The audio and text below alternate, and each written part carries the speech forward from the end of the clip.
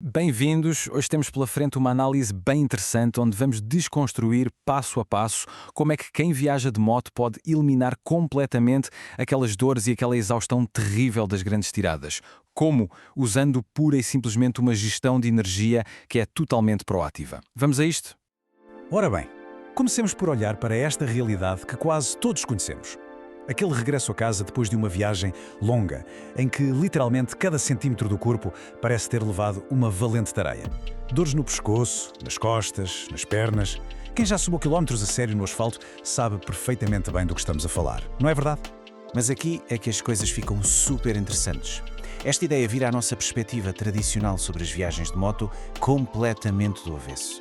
A ideia não é tentarmos ser heróis e aguentar a dor através da resistência pura e dura. Nada disso. O truque é conduzir de forma mais inteligente, aplicando táticas precisas para que essa dor nem sequer tenha a oportunidade de aparecer. É uma mudança de mentalidade fantástica. E para lá chegarmos, vamos percorrer 6 pontos essenciais hoje. A realidade da fadiga, dominar a pega e a suavidade, a estratégia de hidratação, o movimento e pausas estratégicas, o dreno de energia invisível e, por fim, como conduzir de forma mais inteligente. Arrancamos então com o nosso primeiro ponto: a realidade da fadiga e a necessária mudança de mentalidade. Temos mesmo de perceber como é que o cansaço atua sorrateiramente na estrada. E a grande revelação aqui é que a fadiga não cai do céu do nada num estalar de dedos. É algo que se vai acumulando. Normalmente, o grande erro dá-se quando decidimos forçar o andamento naqueles últimos 150 ou 300 km só porque queremos chegar logo ao destino. Ou então, quando passamos horas seguidas congelados na mesma posição. Ao ignorarmos estes primeiros sinais de exaustão, estamos a criar uma carga mental e física brutal que é francamente desnecessária. O que nos leva diretamente ao ponto 2, dominar a pega e a suavidade para reduzir esta carga física assustadora. Reparem bem neste contraste enorme. De um lado, temos a famosa pega mortal. É aquilo que acontece quando nos agarramos ao guiador com todas as forças, seja no trânsito complicado ou numa estrada muito sinuosa. Isto gera uma tensão horrível nos pulsos, nos braços, no pescoço e é um desperdício colossal de energia, porque estamos, na prática, a lutar contra a própria moto. Do outro lado, temos o cenário ideal, a pega relaxada. Esta atitude de deixar fluir poupa uma energia tremenda, deixa a moto estabilizar sozinha e torna tudo muito mais fácil. Então a regra de ouro passa por criarmos o hábito de perguntar constantemente: espera aí, estou em tensão? Fazer esta pergunta a nós mesmos, a meio de uma zona de curvas mais exigente ou num dia de vento forte, é absolutamente vital. É o primeiro passo para apanhar a rigidez em flagrante e corrigi-la logo ali. E o que fazemos quando reparamos que estamos tensos? Imaginem que entraram um bocadinho depressa demais numa curva e o instinto é apertar o guiador. A receita é simples e direta. Primeiro, reconhecem que estão rígidos. A seguir, inspiram fundo e expiram, como se estivessem a esvaziar um balão. O terceiro passo é deixar mesmo o corpo amolecer, relaxar em cima do assento. E, finalmente, direcionam o olhar exatamente para o sítio onde querem que a moto vá. Ao tirarmos a nossa própria atenção da equação, acreditem, as leis da física tratam de colocar a moto no caminho certo de forma perfeitamente natural. Mas atenção, ser suave não tem apenas a ver com relaxar os braços. Está na atitude toda. Os condutores realmente experientes leem a estrada com imensa antecedência, evitam aquelas travagens bruscas de última hora e mantêm um ritmo super fluido. Ao evitarem aquele padrão constante e cansativo de acelerar a fundo e travar a fundo, a carga de trabalho física e mental cai a pique. É um verdadeiro ponto de viragem.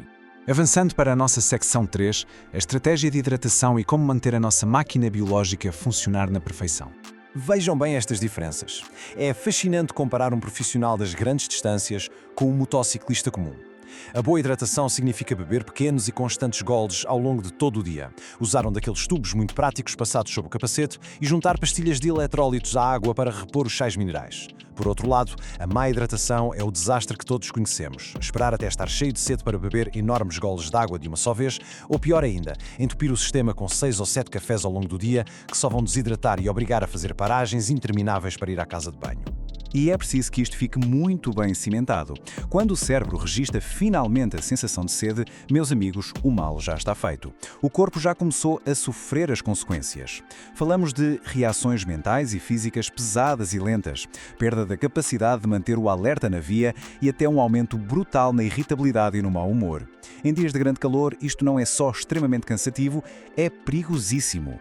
Vamos agora explorar o ponto 4, como gerir o movimento e as pausas estratégicas, lidando com a nossa mecânica corporal.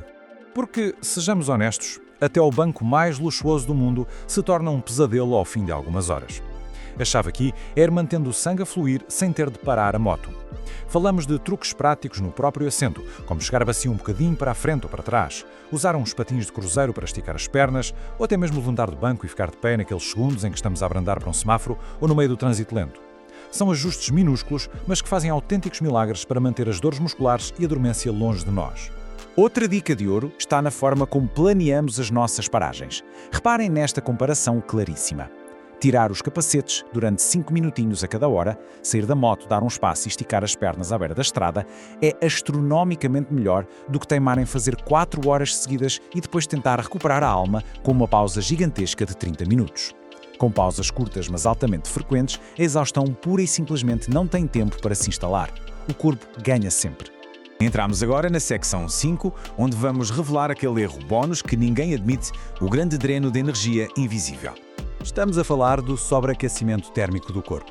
Muitos de nós somos tão teimosos, ou talvez um pouco preguiçosos, na hora de parar, preferimos ficar a cozer lá dentro daquele equipamento de proteção caríssimo. Isto é um erro fatal. O excesso de calor no corpo arrasa completamente a nossa resistência de forma silenciosa, destrói o nosso foco de condução e arruína-nos o humor muito antes de sequer darmos por isso. A energia evapora-se.